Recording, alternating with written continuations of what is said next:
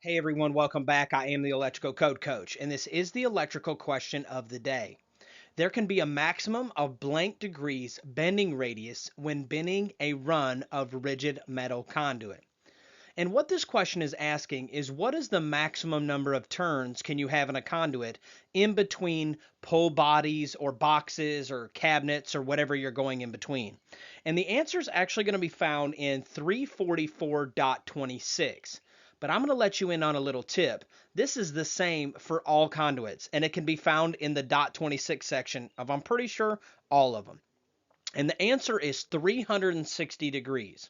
So what you're not allowed to do is put more than 490s in between a pull point.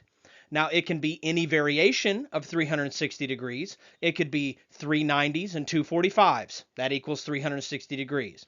And then you would have to set a junction box or a pull body or a panel or something in order to start that count over again. So let's say you put 490s in a run and then you set a junction box. Then you can go and put 490s in the next run, in between it and the next junction box.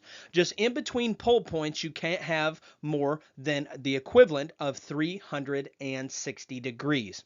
I am the Electrical Code Coach, and you can head to electricalexamcoach.com to learn this and many more things all about exam prep.